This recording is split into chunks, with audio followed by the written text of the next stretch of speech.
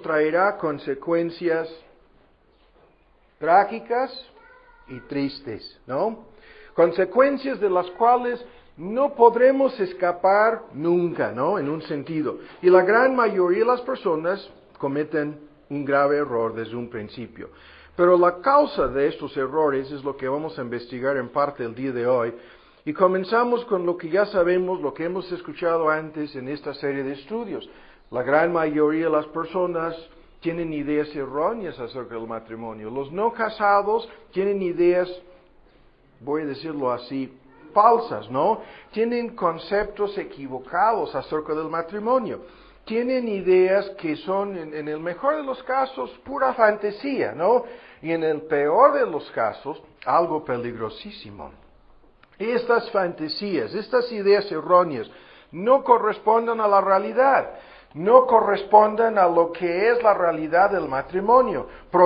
Dichas ideas provienen de nuestra experiencia como jóvenes, provienen del cine, de la televisión, de la cultura, de la música romántica, provienen de la mente inmadura, ¿no? De tantos jóvenes, de tantas jovencitas, y las ideas erróneas que andan vagando por nuestra mente, ¿no? Van a tener su papel en este asunto, van a jugar un papel crucial en la decisión de casarnos con alguien. Muchas personas creen, por ejemplo, que tarde o temprano han de llegar al momento de encontrar a esa persona perfecta. Y yo no estoy hablando de la persona perfecta desde la perspectiva divina en este asunto. Estoy hablando del concepto que muchas personas tienen de un marido perfecto, de un esposo perfecto, de una mujer perfecta, de una esposa perfecta, ¿no? Y al llegar al momento de casarse, creen que todo saldrá de maravilla, que todo será siempre como algo fantástico, algo bonito, ¿no? Algo que nunca terminará, que la luna de miel continuará después de 10 minutos, después de 10 días, después de 10 meses, y aún después de 10 años, la luna de miel continuará, ¿no? Casi para siempre. Pero vuelvo a decirlo, todos estos conceptos, estas fantasías, estos sueños, estas ideas idealistas o románticas, no tienen en forma directa, no tienen nada que ver con nuestro tema. La realidad de este tema es lo que ya hemos leído en Santiago 4, guerras, conflictos, concupiscencias que combaten en nuestros miembros, codicias, envidias, actos, como vamos a ver, que parecen ser casi de actos de homicidio, ¿no? Como si estuviéramos tratando de acabar o asesinar, ¿no? A la otra persona. Eso, lo que vamos a ver más adelante, corresponde más a la realidad de este asunto. Pero lo vuelvo a decir. Todo esto hay que analizarlo desde el principio, ¿no? Hay que ver en forma honesta qué significa el compromiso del matrimonio, qué significan las responsabilidades del hogar, qué significa el compromiso y las responsabilidades en el contexto de un matrimonio ya con hijos, ¿no?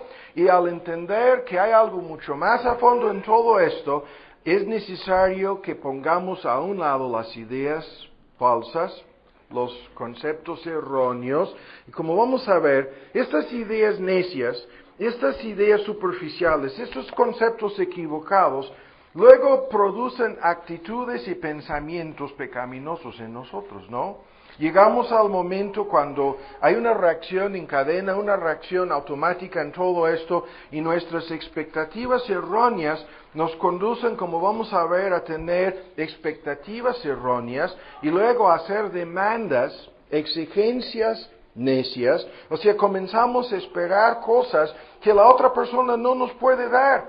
Pero estas actitudes erróneas, lo vuelvo a decir, hay que ponerlas a un lado, no hay que deshacernos de todas estas ideas, y son las únicas ideas que la gente en conversa tiene, ¿no?, en sus mentes al pensar de este tema. Es todo lo que saben del asunto. Pero las personas que ya llevan un tiempo casadas, 20 años, 15 años, 10 años, 5 años, las personas que ya llevan algo de tiempo como personas ya casadas, estas personas, si siguen pensando así, como vamos a ver, ¿no?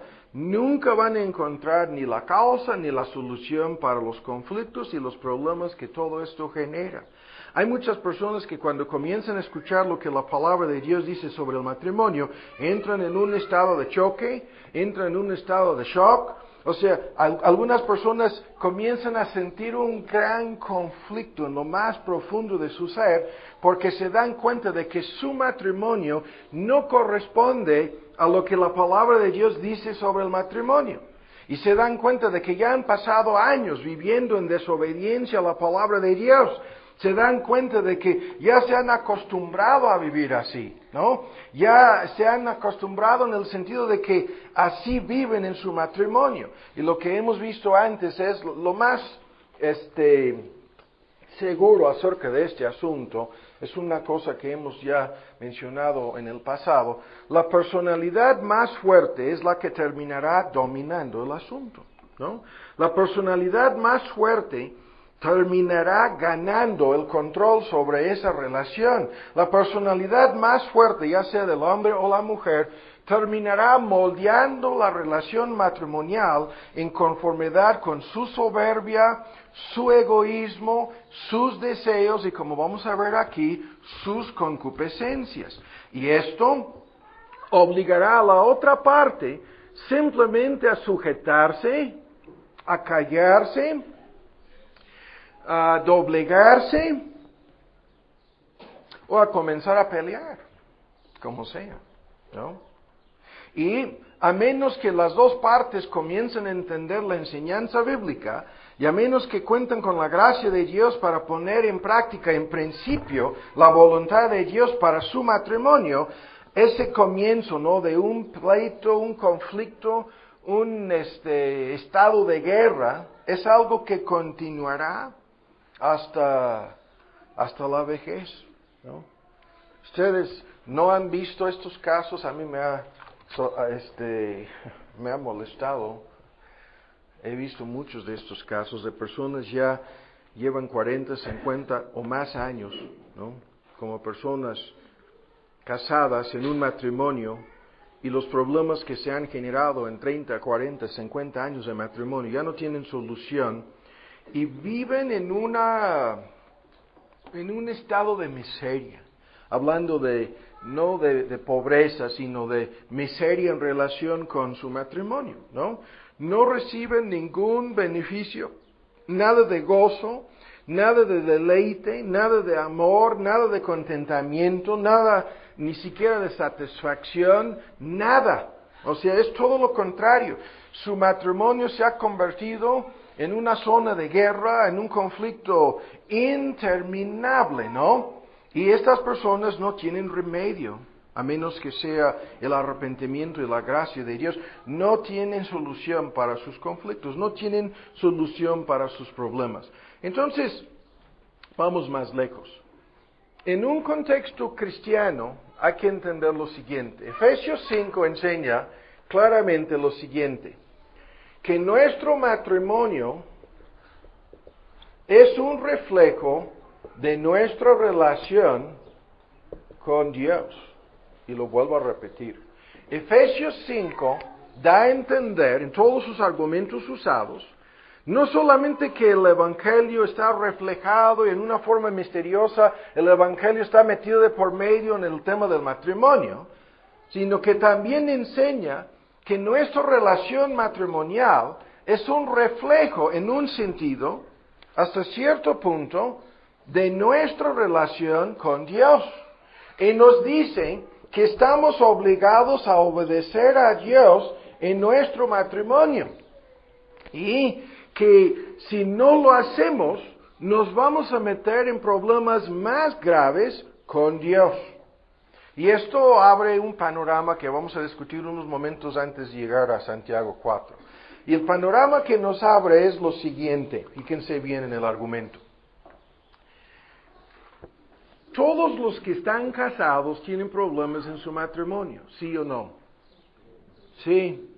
Yo no creo a nadie. Esas personas que se me acercan y me hablan de un matrimonio maravilloso, ¿no? Y peor cuando hablan en los programas, telenovelas y chismes, ¿no? En radio y televisión constantemente hablan de estos temas y hablan de un gran romance, un matrimonio maravilloso, de un gran amor. Nunca creo esos comentarios. Todas las personas casadas tienen algunos problemas de un tipo u otro en su matrimonio. Esta es la verdad acerca del asunto. Pero lo sorprendente en esto es el hecho de que los cristianos, los creyentes, tienen más problemas en su matrimonio, como vamos a explicar el día de hoy. Los cristianos tienen más problemas que los no cristianos en su matrimonio porque los cristianos no tienen opciones en este asunto.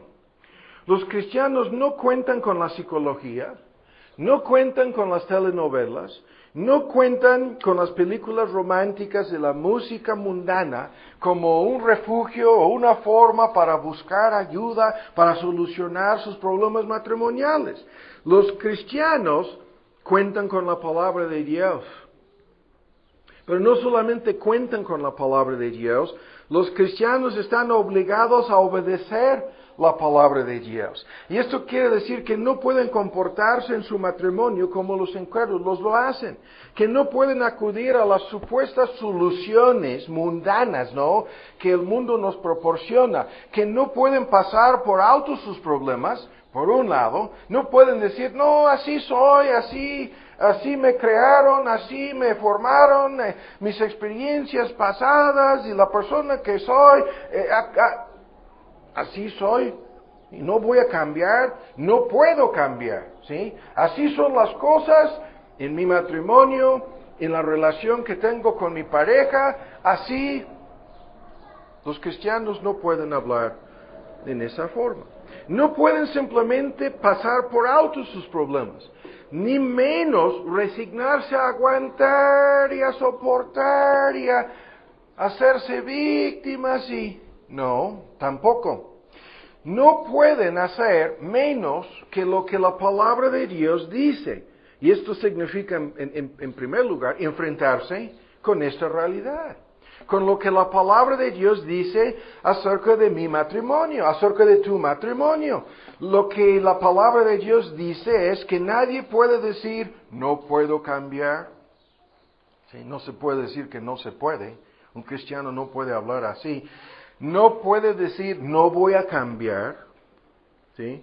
Lo que la palabra de Dios exige y da por sentado, la necesidad de cambios, la necesidad de ajustes, la necesidad de cambios de actitud, de cambios de conducta, de cambios de pensamiento, cambios reales, cambios, vean lo que estamos diciendo, en la vida cotidiana, cambios, ¿sí?, que afectan en forma positiva nuestro matrimonio. Los inconversos no pueden realmente cambiar nada en esto. O sea, tienen que acomodarse, conformarse, doblegarse, aceptar las cosas o divorciarse. Pero cambiar realmente, no. Y esto lo estamos diciendo simple y sencillamente porque no cuentan con la gracia de Dios para enfrentarse con la causa de estos problemas.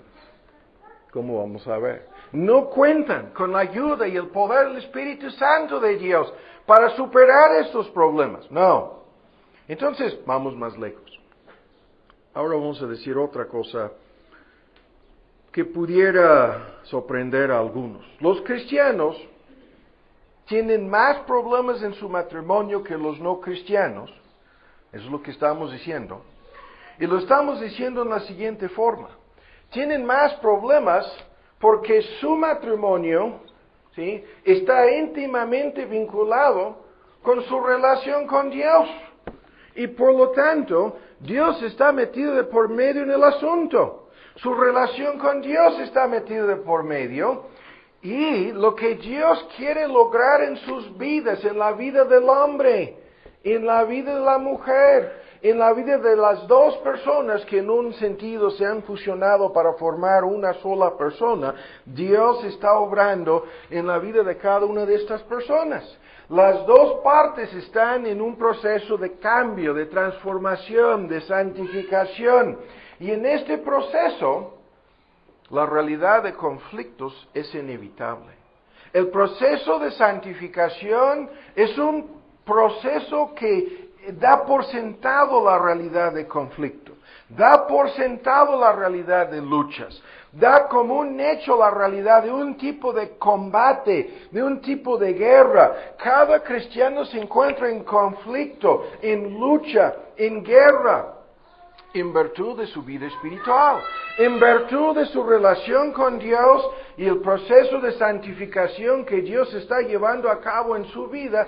Cada creyente se encuentra en conflicto con el mundo, en conflicto con el diablo, en conflicto con la carne, en conflicto con el pecado y todo lo que esas palabras representan. Cada cristiano tiene luchas, incluso en su vida espiritual. Hay una lucha cotidiana en relación con la tentación, en relación con la obediencia, en relación con la oración, en relación con su necesidad de depender de Dios, de buscar su ayuda. La intensidad de este conflicto, la realidad de este conflicto es algo que no termina. La realidad de este conflicto, ¿no? Es una de las cosas que siempre me ha incomodado. Muchas personas te preguntan, ¿cómo estás? ¿No? Bueno, yo puedo contestar en diferentes formas. ¿No? Tengo un amigo en Gringolandia. Siempre cuando alguien le pregunta ¿cómo estás? Siempre contesta excelente. Así, excelente. ¿No? Y lo hace en tono de broma, ¿no? Excelente, dice. ¿Sí? Yo lo conozco. Es una broma. Las personas que no le conocen pueden tomarlo muy en serio. Excelente, dice. Nunca contesta en otra forma. ¿No? Estaba enfermo. Excelente, me decía. ¿No? Estaba en peligro de pasar por una cirugía. Excelente. No. Siempre excelente. Pero el asunto es diferente, ¿no? En relación con cada cristiano, la intensidad y la realidad de este conflicto es algo que depende de su crecimiento espiritual, de su madurez espiritual. Lo que estamos diciendo es que hay una dimensión espiritual metida de por medio en todo esto, que los creyentes no pueden pasar por alto. Y en esta dimensión espiritual lo que sucede es, fíjense bien, ¿hay un conflicto en nuestro matrimonio? Sí, pero al mismo tiempo hay un conflicto en nuestros corazones. Hay un conflicto por fuera, hay un conflicto por dentro, ¿no?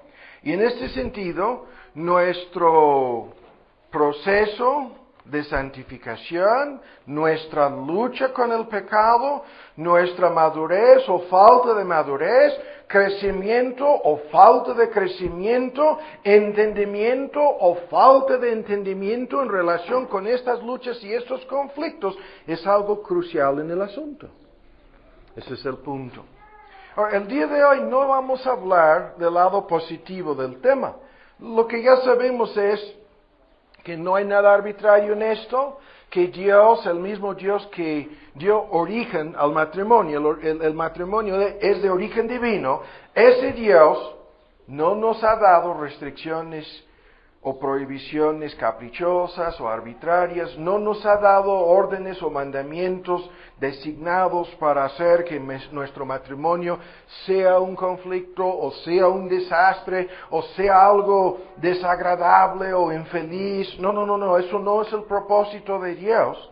Pero Dios no pasa por alto el hecho de que la relación matrimonial es una relación en donde el pecado humano está metido de por medio. Y solamente en la medida en que seamos capaces de tratar con nuestros pecados en nuestro matrimonio, solamente en esa medida llegaremos a tener un matrimonio contento, gozoso, lleno de paz y alegría, aunque lo vuelvo a decir, ni siquiera estamos buscando eso en nuestro matrimonio. Ahora, antes de lanzarnos a Santiago 4, voy a comentar otra cosa. Esto lo hemos dicho antes. Las personas que se oponen a lo que Dios dice sobre este tema, las personas que reaccionan en forma negativa respecto a lo que Dios enseña sobre el matrimonio, cometen un gravísimo error y pecado. Reaccionan como si supieran más o mejor que Dios. Reaccionan como si Dios no tuviera de por medio algo mucho más importante. Reaccionan como si tuvieran más sabiduría, más conocimiento que Dios en este asunto. Y aún peor, lo hemos dicho antes, muchas de esas personas nunca han tratado de hacer lo que Dios dice. Nunca han intentado. Ahora, vuelvan a Efesios 5 y vean este detalle por un momento. No estamos inventando esta introducción al tema. El texto dice que a fin de cuentas la obediencia de ambas partes a lo que Dios dice en este asunto es un reflejo de su obediencia a Dios, es una parte de su obediencia al Señor, es una demostración de su sumisión a Cristo como Señor. Cuando dice el texto, ya lo hemos leído, las casadas estén sujetas a sus propios maridos, la fórmula como al Señor, ¿sí?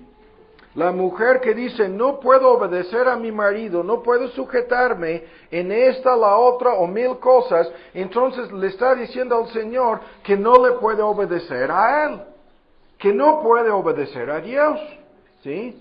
De igual manera, el hombre que dice, yo no puedo ser cabeza responsable, o sea, yo no puedo tomar el papel que Dios me ha asignado en esto, yo no puedo obedecer a Dios en mi relación matrimonial, está diciendo exactamente lo mismo. Le está diciendo a Dios, yo no te puedo obedecer en esto. Y hay que entender lo que está metido de por medio.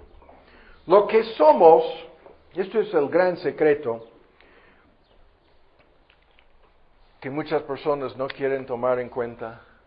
Lo que somos y lo que hay en nosotros se manifiesta en esta relación, se manifiesta en el hogar, se manifiesta en la familia. A mí me inquieta mucho cuando encontramos estas personas que su cara pública es una y su cara o su personalidad privada, ¿no? Su personaje, ¿no? Público en relación con la realidad privada acerca de sus vidas. Hay una horrible incongruencia en todo esto. Lo que una persona es y lo que una persona cree se manifiesta en el hogar y se manifiesta en el matrimonio. Y es una de las cosas, ¿no? Lo hemos dicho aquí tantas veces desde hace años, algunos de ustedes lo escuchaban cuando comenzó este tema en el sur. Los que quieren ingresar a la membresía de la iglesia, hablando de parejas, pero tienen graves problemas en su matrimonio, por favor no piden eso, porque el hecho de que tienen estos problemas en su matrimonio, ¿no? Nos dice todo lo que yo quiero saber y lo que se necesita saber acerca de su relación con Dios y su profesión de fe en Cristo. Hay una pareja en la misión en Iscali, algunos de ustedes conocen estas personas, no está aquí mi esposa, un mínimo de 8 años que tuvieron que esperar para ingresar a la membresía de la iglesia. Por este asunto. Por este asunto. Y el punto es, lo vuelvo a decir, el matrimonio es una de las pruebas más grandes de nuestra fe. El matrimonio es una de las evidencias más grandes de la realidad o la falsedad de nuestra profesión de fe. Porque es en el matrimonio que se van a manifestar el hombre y la mujer su obediencia o su desobediencia a Dios en estas cosas, ¿no? Así es el asunto, ¿no? Y por lo tanto, no podemos pasar por alto estos conflictos matrimoniales No vamos a ver el día de hoy los puntos en que se manifiestan los conflictos. Son interminables en un sentido, aunque se trata de una lista muy básica de cosas. Ahora vean en Santiago 4, vuelvan a verlo, y veamos primero el argumento de este texto. Aquí la palabra de Dios quita las máscaras, va más allá de la superficie de las cosas, va más allá de lo que queremos que los demás sepan acerca de nosotros, o nuestro matrimonio, o nuestro hogar, o nuestra familia, y vean, y nos dice precisamente de dónde surgen estos conflictos. Vean, de dónde vienen las guerras. Ahora, el tema que estamos viendo el día de hoy es el matrimonio, aunque vamos a ver que se amplía mucho el argumento, porque se aplica a todos estos problemas, ¿no? Interpersonales, así lo voy a decir, con otras personas, con otros miembros de la familia. ¿De dónde vienen las guerras y los pleitos? Eso es el tema. Entre vosotros. Son conflictos interpersonales entre una persona y su pareja, entre dos o tres o más miembros de una familia. Pueden ser problemas en la vecindad, en el negocio, en la oficina, a veces aún en la iglesia. ¿De dónde vienen estos pleitos? ¿De dónde surgen estos conflictos? La pregunta es retórica. ¿Acaso no son de vuestras concupiscencias las cuales combaten en vuestros miembros? ¿Acaso no surgen así de algo que anda mal dentro de nosotros? ¿Sí? Esa es la pregunta. ¿Acaso no tienen su origen, no tienen su fuente dentro del corazón humano? El texto dice que sí. Es precisamente la respuesta. Dice el texto que es precisamente de las pasiones, la palabra que se traduce concupiscencias, que combatan dentro de nosotros, que luchan, la versión antigua dice, en vuestros miembros, hablando de la personalidad humana, la mente, las emociones, la voluntad, las cuales pasiones, vean, o concupiscencias, batallan, es una de las traducciones, ¿no? Llevan a cabo una guerra, un conflicto continuo. Y el texto entonces dice, la fuente, el origen, la causa de estos conflictos no vienen de fuera, dice. La fuente de problemas no está ajeno, no está fuera de la persona, sino dentro de la persona. No vienen de fuera, sino de dentro. No es él. No es ella, ¿no? La causa de los problemas, no. Somos nosotros, es lo que el texto dice. Todos quisiéramos echar la culpa a alguien. Como vamos a ver, esa es una parte del conflicto. No es ella, el texto lo dice, no es él. Somos nosotros los responsables. Nosotros somos la causa, es lo que el texto dice. Nosotros somos la fuente. El origen de la mayoría de los problemas matrimoniales vienen de dentro. ¿Sí? Y vienen, vean, este asunto no lo vamos a terminar el día de hoy, pero vienen primero del concepto equivocado que tenemos de nosotros mismos y de nuestras necesidades. ¿Sí? Vienen de nuestros deseos, vienen de nuestros motivos, ¿sí? ¿Qué es lo que necesito? En mi vida puedo hacer una lista de comodidad, éxito, aceptación, respeto, amigos. ¿Qué es lo que necesito? Placer, satisfacción, gozo, ¿sí? ¿Cuáles son, más allá, cuáles son mis necesidades? Más allá de comida, ropa, vivienda y dinero, ¿cuáles serán las otras necesidades? Sobre esto vamos a hablar más a fondo. Pero el punto es, cada persona piensa que necesita algunas cosas. Tiene una lista de necesidades. Pero el texto dice, hay que fijarnos cuidadosamente en el texto, que estos pleitos y conflictos que tienen su origen en este paquete, vean lo que dice. Todo esto es algo que comienza por dentro. Ahora vamos a poner aquí en el pizarrón algunos pasos. El primer paso en esto es lo que ya hemos dicho. Vean, los deseos. Hicimos y no hemos terminado y vamos a meter de por medio este tema algunos estudios con la serie se llamaba Los motivos y los deseos. El texto da por sentado que todos nosotros somos criaturas de deseo, que estos deseos se convierten en algo palpable, algo concreto, algo real en nuestras vidas, ¿no? La versión antigua no usa la palabra deseos, sino la palabra concupiscencia, ¿sí? Porque se refiere no a cualquier deseo, sino a estos deseos fundamentales, estos deseos básicos, ¿no? Estos deseos los más importantes que pueden surgir en el corazón humano, en un sentido. Pero hay que fijarnos bien en el paquete. Primero existen estos deseos. Segundo, estos deseos se convierten en la mayoría de los casos en necesidades. Cuando le preguntamos a una persona, ¿qué quieres? ¿No? Nos puede decir deseo o quiero tal o cual cosa. Normalmente la persona nos hablará de sus necesidades, ¿no? Su respuesta vendrá en términos de mis necesidades. Así funciona esto. La diferencia entre yo quiero y yo necesito se desaparece. Mis necesidades son mis deseos son mis necesidades. Y el tercer paso, estas necesidades se convierten en demandas. No sé si me explico con la palabra demandas. Se convierten en exigencias.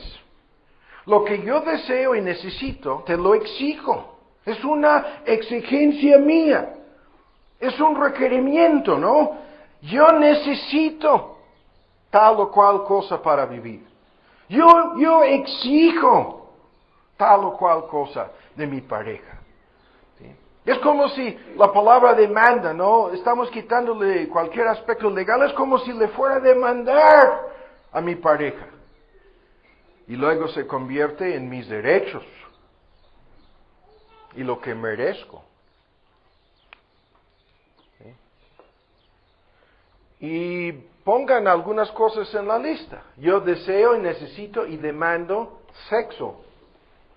Para que entiendan que no estamos hablando aquí al aire. Yo necesito, yo exijo, yo demando dinero. Yo exijo, yo necesito, yo demando, yo merezco. No voy a decir. Y estas demandas, vean, el cuarto paso, crean expectativas. Se crea la expectación, ¿no? La expectación. ¿Qué quiere decir eso? La esperanza sería la palabra, y a ese tema volveremos en otro estudio. Pero yo tengo la esperanza de que mis deseos sean cumplidos. Yo tengo la expectativa, la expectación de que mis deseos se cumplan, ¿no? De que mis esperanzas se conviertan en realidad. Yo quiero satisfacción, ¿sí? Esto es mi esperanza, esta es mi expectativa, eso es lo que exijo, es lo que necesito.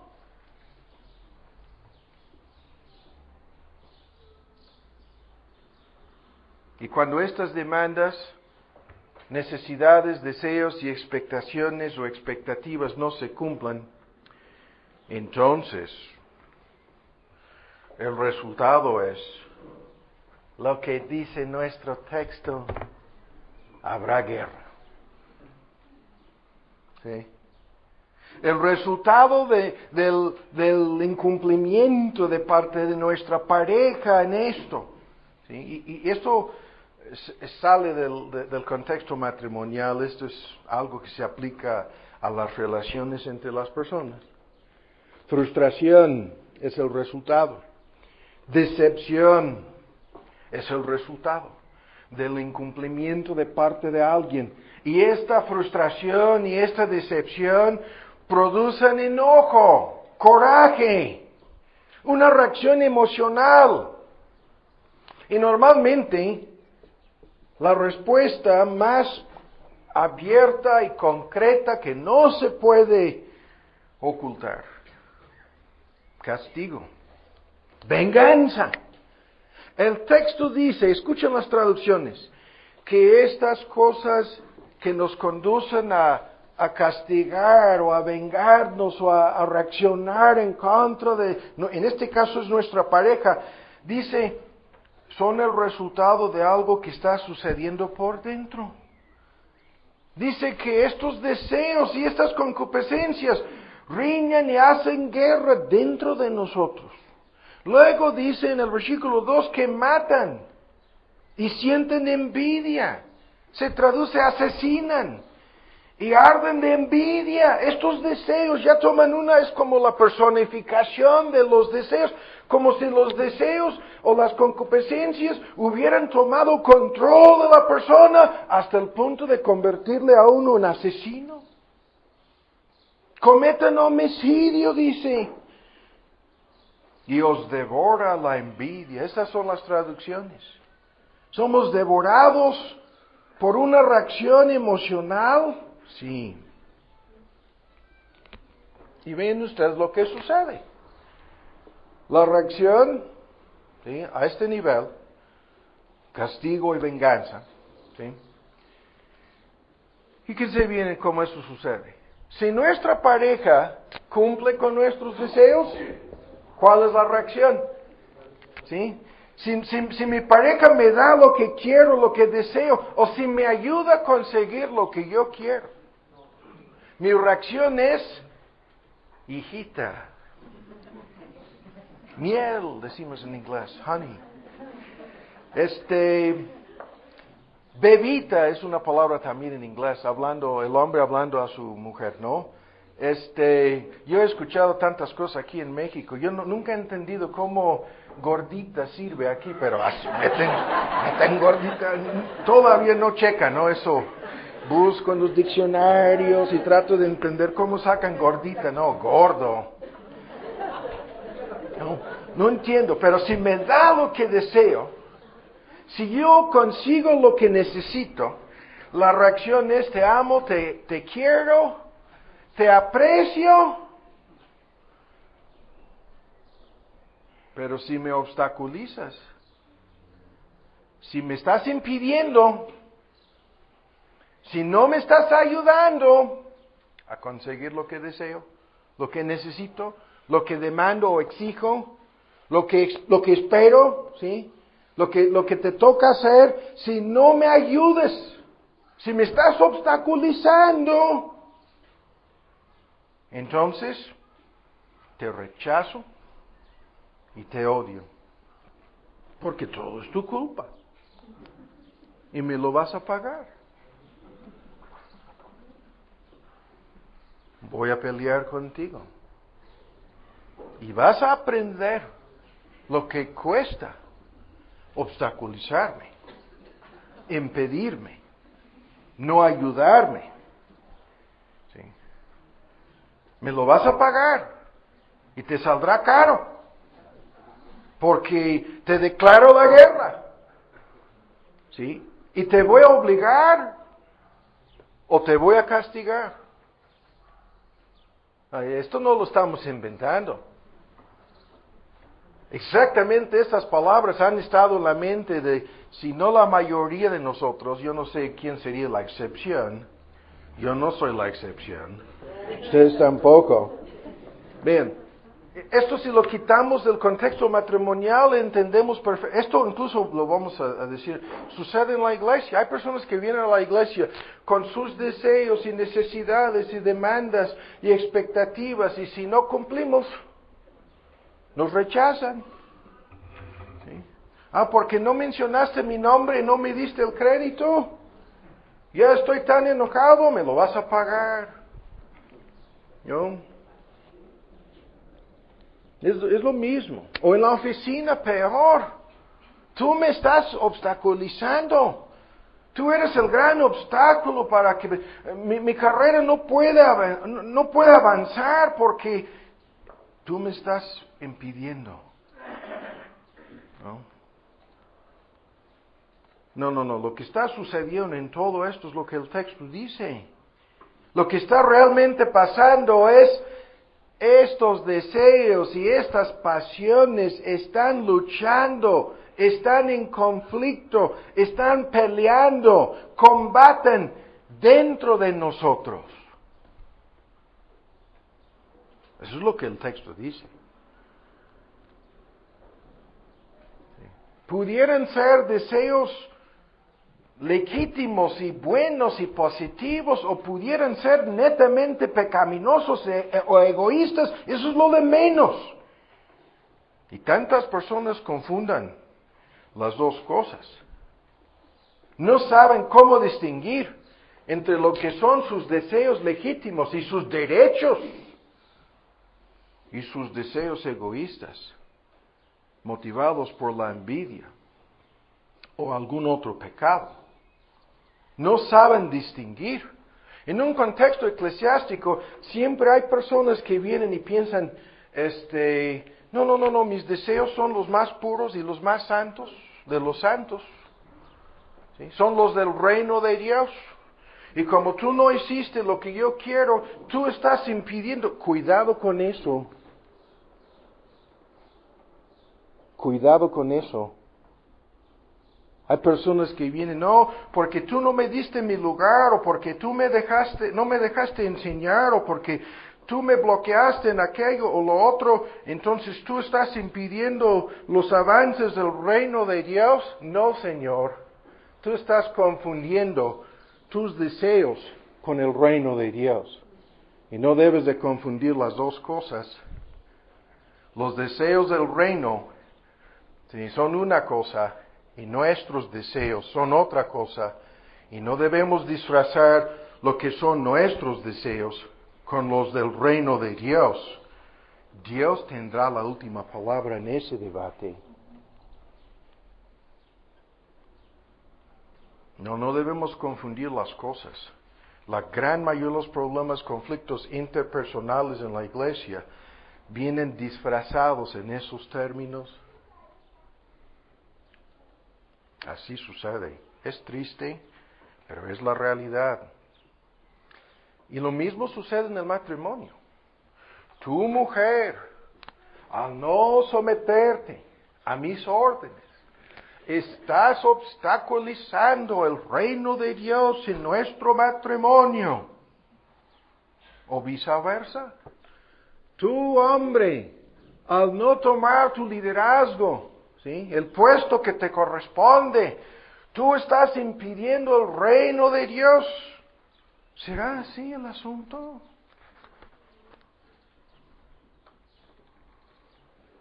¿Será cierto? No sé si me explico. O sea, yo soy el bueno, tú eres el malo, yo soy la víctima, ¿no? Es la victimización. Y esto sucede en un contexto matrimonial, sucede a veces en relaciones interpersonales en la iglesia. Vean, este problema no lo hemos tenido aquí ni lo tendremos. Pero si tú tratas de quitar a una persona de un puesto en la iglesia, es maestro en la escuela dominical, o tiene un estudio bíblico entre semanas, sale a predicar en viajes y hace muchas cosas.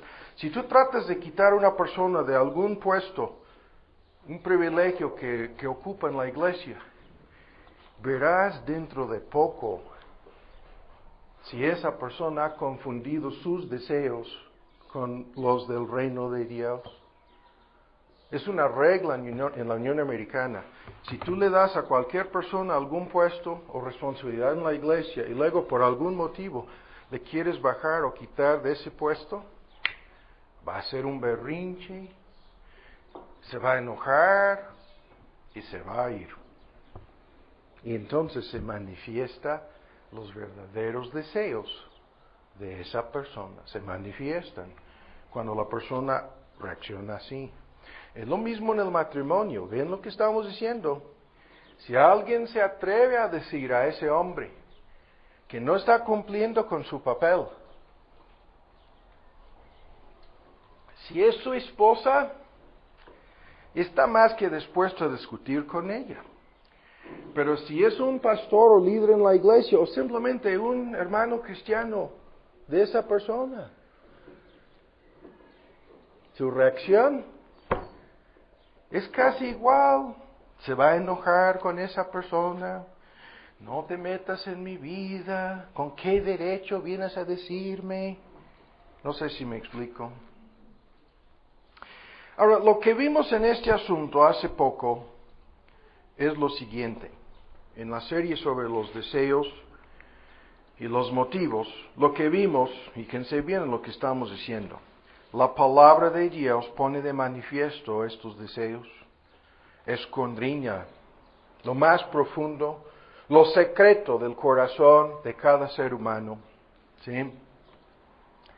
Dios tiene un conocimiento perfecto de los pensamientos más íntimos, la larga lista de textos que dicen que Dios se dedica a sondear el corazón humano, que Dios lee los pensamientos, que sacará a la luz las cosas ocultas en el día de juicio y las pondrá de manifiesto, y las intenciones, designios, lo que estamos diciendo aquí, este paquete, es lo que Dios juzgará en el día de juicio. ¿Sí? Y la gente en conversa se deja dominar, ¿no?, por todas sus pasiones, por todas sus concupiscencias, por todos sus pecados, se dejan dominar, entonces ni siquiera lo tratan de ocultar, ¿no?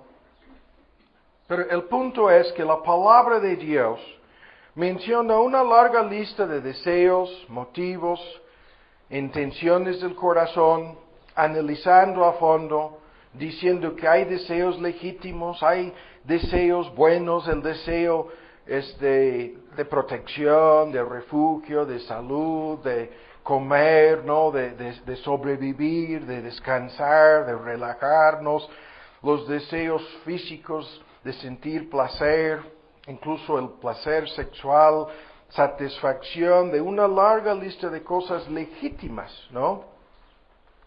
Luego la palabra de Dios habla de deseos del corazón en términos de felicidad, autoestima, éxito, entendimiento, el deseo de ser amados, necesitados, queridos, así, ¿no? Es una tremenda lista de cosas. No sé si me explico. Una tremenda lista de cosas. Y la palabra de Dios hace distinciones entre los deseos legítimos y los deseos ilegítimos, ¿no? Entre verdaderas necesidades y necesidades creadas, ¿no? Entre estos deseos que se convierten en exigencias o demandas, ¿sí?, y terminan creando expectativas falsas, ¿sí?, todo el paquete. Y lo que la palabra de Dios dice, apunta en el texto, en 1 Corintios 6:12, y ese es un tema al cual volveremos, es que hay muchos deseos legítimos, buenos y positivos. Vean, leamos el texto. Es 1 Corintios 6:12.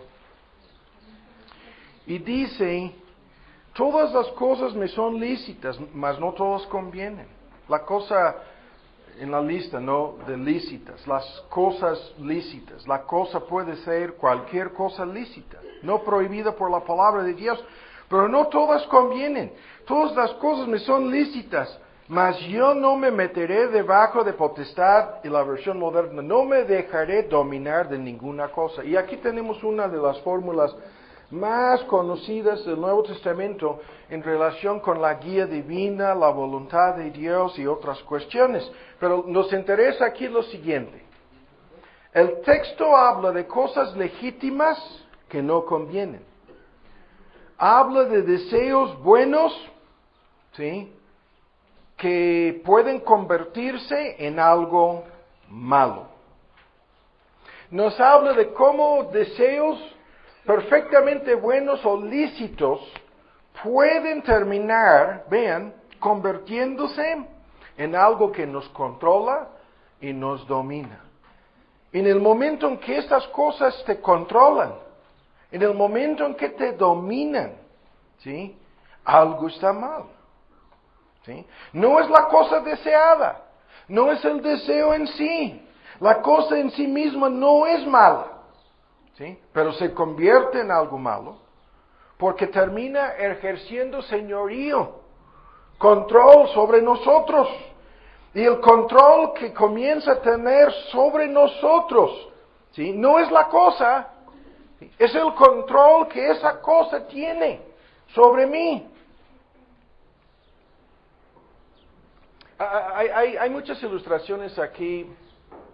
El trabajo es algo bueno, pero el momento en que el trabajo se convierte en algo que te domina, algo que, o sea, el deseo de proveer para la familia es algo bueno, pero el momento en que esto se convierte en algo que domina tu vida, controla tu tiempo, ¿sí?, la cosa buena ya no es tan buena. No sé si me explico. El deseo de servir a Dios, Lloyd Jones hablaba en su vejez de cómo él había advertido a medio mundo sobre el peligro de vivir en base a sus actividades cristianas y el servicio para con Dios. No sé si me explico. Advertía sobre el peligro de vivir en base a eso. Y hablaba de cuántas personas que él había conocido que por un accidente, una enfermedad o X cosa ya no podían servir en la misma forma. Y si la pasaban así, deprimidas, ¿qué pasó? Algo bueno se convirtió en algo que dominaba sus vidas. O voy a decirlo en otra forma. Ustedes se acuerdan de la serie sobre los ídolos. Un medio se convirtió en un fin. ¿Se acuerdan ustedes de la distinción? Todos nosotros en el plan de Dios somos medios. Aunque esto lo vamos a discutir con el matrimonio. Les pregunto, no voy a contestar, ¿es tu pareja un medio o un fin en tu vida? Les pregunto. Y deben de pensar cuidadosamente en la respuesta correcta. Pero lo vuelvo a decir. Hay una serie de paradojas en todo esto. Si yo convierto el deseo de ser feliz en algo que me domina, lo que voy a recibir, la palabra de Dios lo dice, es miseria.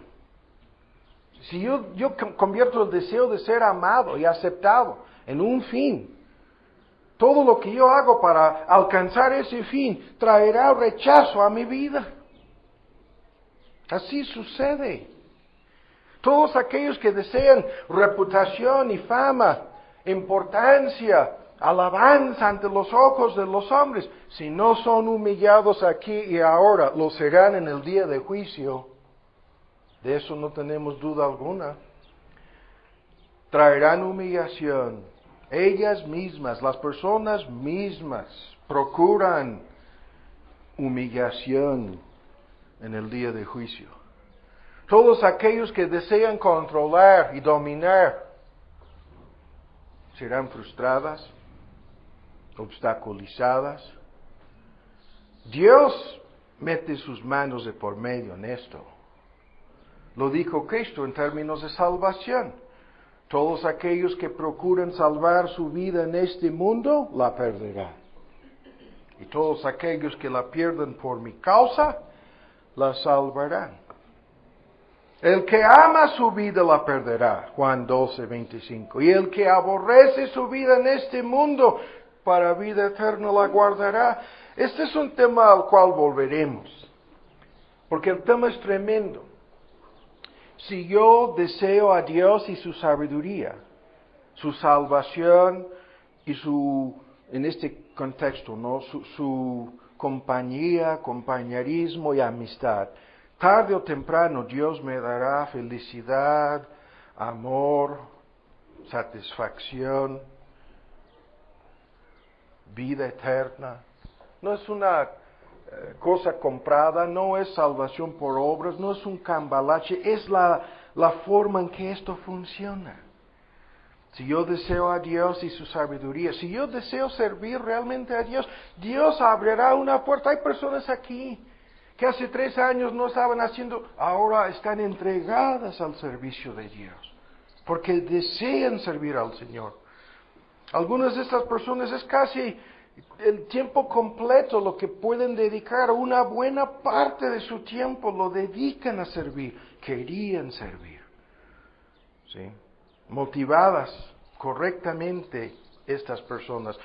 El punto es, deseamos siempre algo, ¿sí? Amor, aceptación, pongan ustedes la lista, eso es lo de menos.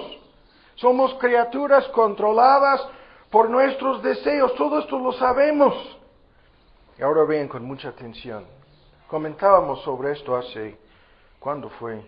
No fue hace 8 días, fue ayer, en el culto de oración aquí. Vean, el libro de Génesis, capítulo 29. Y ahora, no nos estamos alejando de nuestro tema, estamos entrando ya al tema. Ahora vean, Génesis 29. Metido de por medio en lo que estoy diciendo es lo que comentábamos al principio. No, la meta aquí no es que yo deseo un matrimonio feliz, un matrimonio agradable. Todos quisiéramos tener un matrimonio así, ¿no? No, eso no es el punto. Lo que está metido de por medio son estos deseos que acabarán con la felicidad de nuestro matrimonio, que acabarán con la relación de pareja, ¿no? Que nos llevarán a un desastre, a un divorcio o algo peor. Ahora, Génesis, ¿lo tienen? 29. Lo que estamos comentando aquí son estos deseos que pueden convertirse en necesidades y demandas, creando expectativas falsas, ¿no? Y la historia aquí, el tiempo no nos permite meternos en los detalles. Lo haremos en otro estudio, volveremos a esto. Solamente lo comento por el momento. Jacobo, amaba a Raquel.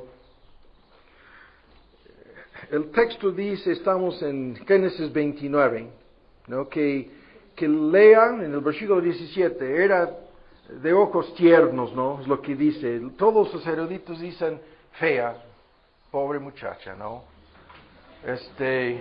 Hay un sermón muy famoso sobre eso, se llama La muchacha que nadie quería, ¿no? The girl that nobody wanted, Alan. Ayúdame, estoy diciéndolo bien. Por ser fea, nadie la quería, ¿no? Lea. Y Raquel, vean, dice, el versículo 17, la versión antigua dice, lindo de semblante, es la versión antigua. La versión moderna dice, de bella figura, dice. ¿Sí? La palabra de Dios habla honestamente acerca de estas cosas. ¿Sabe Dios qué es lo que le gusta a cualquier hombre? Una figura bella. Ahora vean, la versión actualizada dice, hermosa de pies a cabeza. La versión antigua dice, con más reserva, hermoso parecer, dice, ¿no? La versión moderna, de pies a cabeza. Yo no he visto a ninguna mujer con pies bellas. El texto dice, vean, el texto dice, hermosa de pies a cabeza. Hasta Jacobo al llegar a ver, hasta los pies, a ver, déjame ver. Y le parecían como atractivas, ¿no? O atractivos los pies de esta mujer. Estoy bromeando. La verdad es que a la hora de entregarse, Lea estaba cubierta totalmente, conforme a la costumbre. Y entraron al cuarto de noche, ¿no? En la oscuridad. Y pudiéramos discutir más acerca de esto, no lo vamos a hacer. Pero ven ustedes saben lo que sucedió. Lo comentábamos ayer. Después de haber servido Jacob, el versículo 20, 7 años, y le parecían como pocos días, porque la amaba tanto. Labán le engañó, ¿sí? Metió así de sorpresa en la oscuridad de la noche, hizo el cambalache.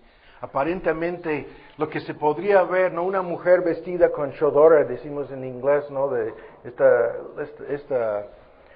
la vestidura que usan para cubrir de pies a cabeza a la mujer musulmana hoy día, y en aquel entonces las mujeres piadosas. Vean, Labán hizo el cambalache a la medianoche, no era un cambalache, era un engaño. Y sabemos lo que sucedió. En el versículo 25, tan infatuado, tan enamorado, tan ansioso, ¿no? Para entregarse a ella aquella noche, dice que no se dio cuenta. Y venida la mañana, he aquí, que era Lea.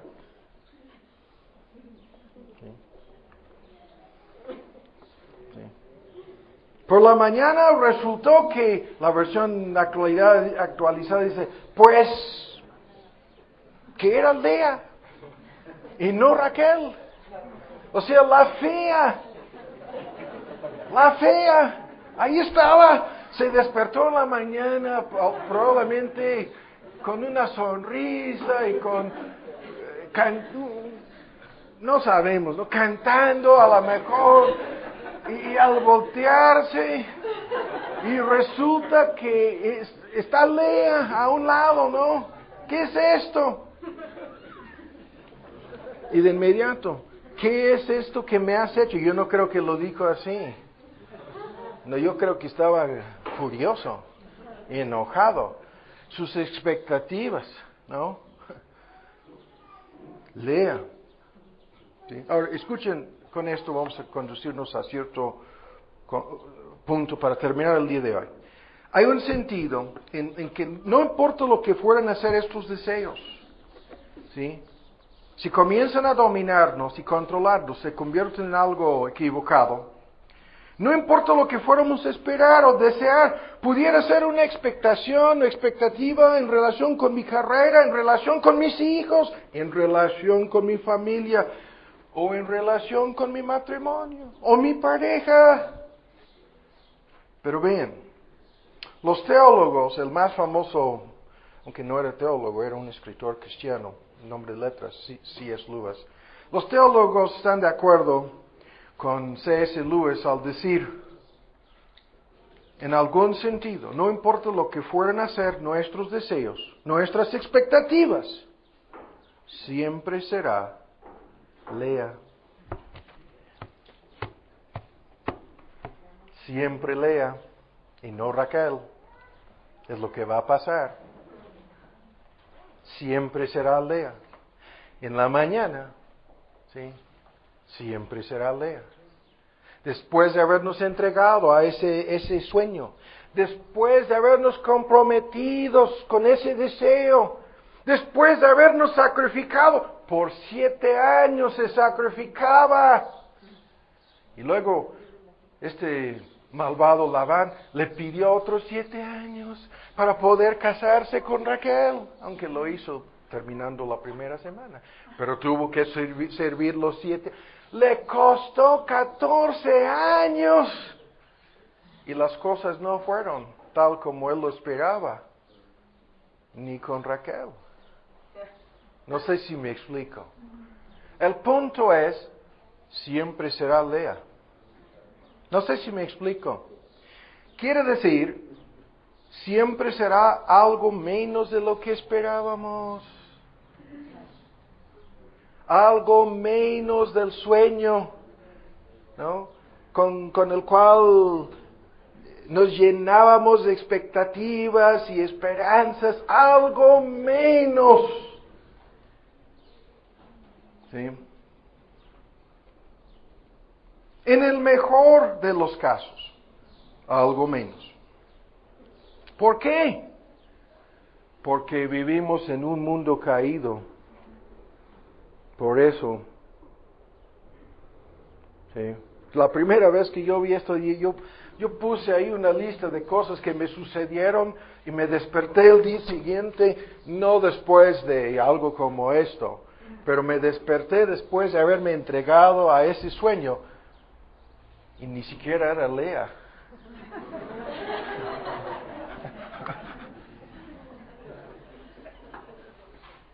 No sé si me explico.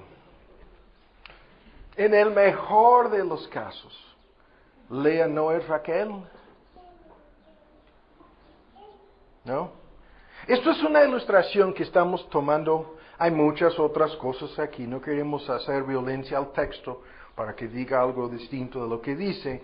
Es una forma ilustrativa para hablar de que todas las decepciones, todas las cosas de esta índole, la desolución, la expectativa no cumplida, los deseos no satisfechos, y lo que ya vimos, la frustración, el enojo, el coraje. ¿Cómo se comprometió? ¿Se comprometió a otros 7 años? Pudiera haberle dicho a Labán, no. Ya te serví los 7 años. El trato fue 7 años y Raquel. Sí, dame Raquel y nos vamos, ¿no? De aquí ya se acabó. Es lo que tú y yo habríamos hecho. O algo más pudiera haber sucedido. Pero si nunca te has despertado para encontrar a un lado de tu cama a Lea en vez de Raquel, yo te puedo decir lo siguiente: es cuestión de tiempo. Esta es una ilustración, es una figura ilustrativa, es cuestión de tiempo, ¿sí? No estoy diciendo que la mujer o el hombre con quien estás casado no corresponde a Lea. Eso no lo estoy diciendo.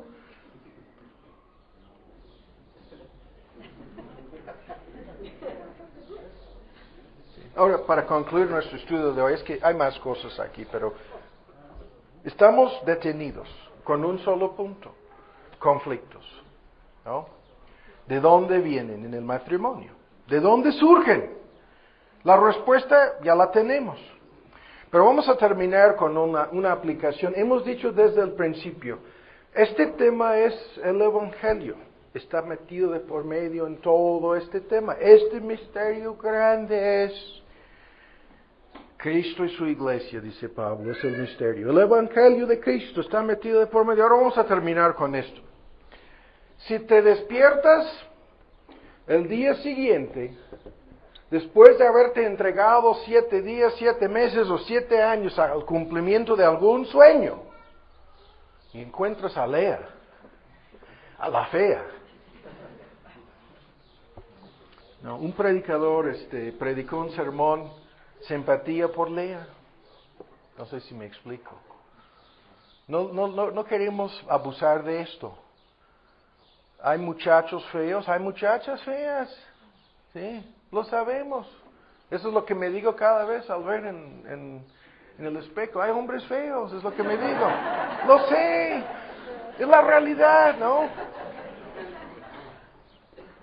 Siento algo de simpatía por Lea. Así es este asunto. Hay mujeres guapísimas que ya no son tan guapas y hombres igual, ¿no? Así suceden las cosas. Pongamos todo esto a un lado. Para terminar, ahora bien, al despertarnos, es cuestión de tiempo. Esto nos va a suceder, ¿sí? Nos encontramos con Lea y no Raquel. 4 formas posibles para responder. Y vean. La primera es, vean,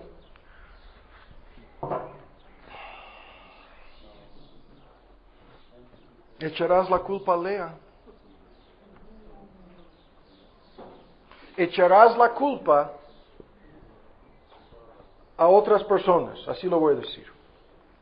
A algo, alguna cosa o persona, ¿sí? Hay que echar la culpa a alguien, ¿no? Echarás la culpa a otra persona. ¿En dónde está Labán? Es la primera pregunta en la mente de Jacobo. ¿Dónde está? ¿Quién sabe, no? ¿Qué es lo que estaba pensando? ¿No? Pensaba quizás, según Santiago 4, ¿no? Se llenó de envidia, de pensamientos casi de homicidio, no lo sabemos. La primera reacción es: echarás la culpa a alguien. Tratarás de echar la culpa a alguien. ¿Sí? A otra persona, primero. Segundo, ¿te echarás la culpa a ti mismo, a ti misma? ¿Te echarás la culpa? Hay muchas personas que hacen eso. Pudiera haber dicho Jacob: ¡qué tonto! ¿Cómo es que caí en la trampa de creer a este Labán? ¿Cómo me engañó? Todo fue mi culpa, ¿no? Pudiera haber reaccionado así. ¿Echarás la culpa a ti mismo? La tercera reacción: ¿le echarás la culpa a Dios?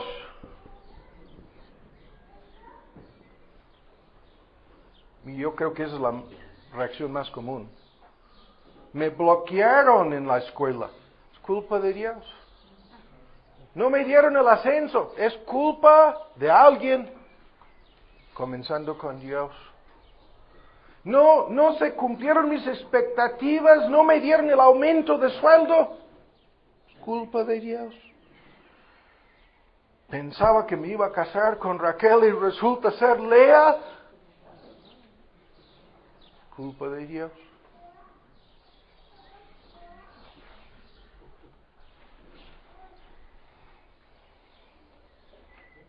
O en cuarto lugar, vean, te darás cuenta de que no se encuentra Raquel en este mundo.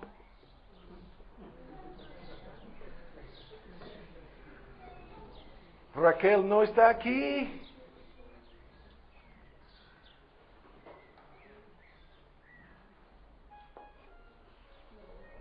En este mundo caído, Raquel no está. Yo creo que se estaba exagerando de pies a cabeza. No está. No sé si me explico. Este es el argumento de Eclesiastés 3:11, apunta en el texto. Este es el argumento bíblico. Fuimos hechos para algo mejor que todo lo que hay en este mundo. Fuimos hechos para un mundo mejor, ¿no? Ese es el argumento intelectual, teológico que le cayó como bomba en la vida de C.S. Lewis. Él buscaba y escribió a fondo sobre este tema. Buscaba en la naturaleza y pensaba: no, la naturaleza apunta hacia algo más grande, ¿no? Buscaba en otras personas, en una mujer la cual él amaba de todo corazón. Se murió de cáncer su esposa. Después de unos cuantos años de casados, la perdió. Y a través de un proceso, C.S. Lewis llegó a la conclusión de que Dios ha puesto deseos en mi corazón. ¿Sí? No son concupiscencias, no son deseos pecaminosos, ¿sí? No son demandas, no son derechos, no son exigencias. Son expectaciones y expectativas y esperanzas para algo que Eclesiastés 11 identifica como Dios y la eternidad. Dios ha puesto la eternidad en el corazón humano. Ahora vamos a terminar con esto.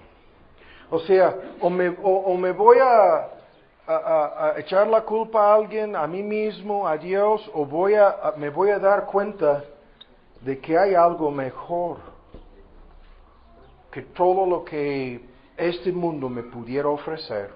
Este mundo de sombras, no, la pura sombra de algo mejor. No, hasta Lewis escribió un libro fabuloso, La Tierra de Sombras, dijo. The Shadowlands. Hablando de este mundo. Ahora vamos a terminar con esto. Estas posibles respuestas producen los siguientes resultados. Para terminar, veamos de cerca lo que sucede aquí. si tú terminas echando la culpa a alguien, ¿sí?, te vas a meter en un ciclo vicioso, ¿sí?, en donde te haces víctima, la víctima de alguien, ¿no? Y el ciclo es vicioso porque te puedes hacer víctima incluso de Dios, como ya lo hemos dicho. Y muchas personas, al levantarse la mañana, el día siguiente, para encontrar a Lea acostada a un lado de la cámara,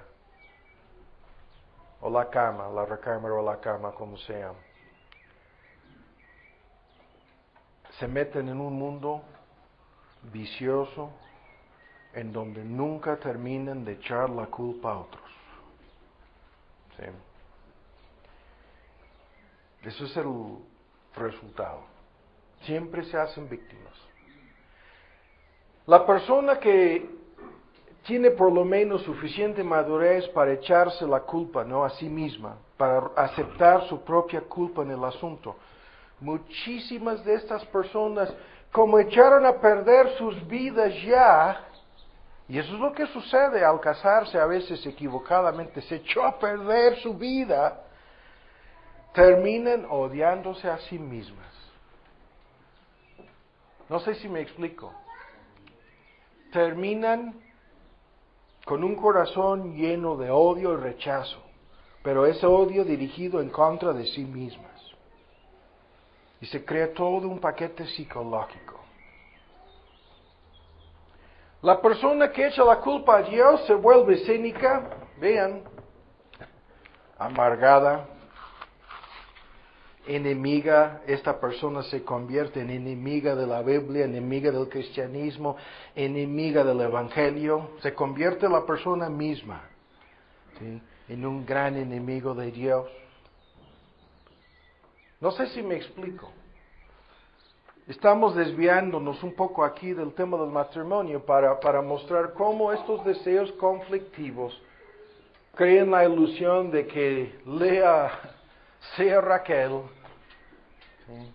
A fin de cuentas sigue siendo Lea. Te enojas con Lea, te enojas contigo mismo, consigo mismo, te enojas contra Dios. O te haces un cristiano.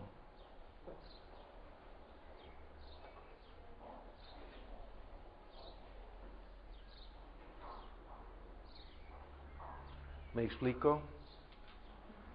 Te das cuenta de que Dios es la única persona que no te puede decepcionar, de que Cristo es el único que no te puede defraudar. No sé si me explico, hay más cosas aquí. Cortamos el tema brincando a esto.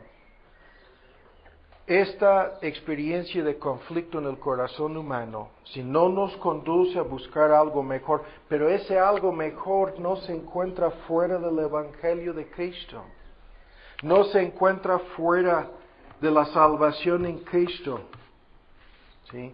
Porque este Evangelio te dice lo que vimos hace 8 días, este mundo no es el destino final, Raquel no es un fin, Lea no es un fin. ¿Sí? Tu búsqueda no es un fin, es un medio para conducirte a Dios. Y las personas que no se enfrentan con sus decepciones, pérdidas, luchas, pasiones y conflictos, las personas que no usan este paquete para buscar algo mejor, ¿sí?, a Cristo, la salvación en Cristo. El Cristo que dijo, el que viene a mí, nunca volverá a tener sed. El que cree en mí, no volverá a tener hambre nunca. ¿Sed y hambre de qué? De deseos, ¿sí?, necesidades que no se pueden cumplir. Esto no volverá a suceder, dice, ¿no? Porque esos deseos apuntan hacia algo mucho mejor, hacia Dios, hacia el mundo venidero, hacia la salvación en Cristo, hacia los temas de los cuales hablábamos con cantar estos himnos. Qué amigo nos es Cristo, ¿no? Día a día cantábamos de estas cosas.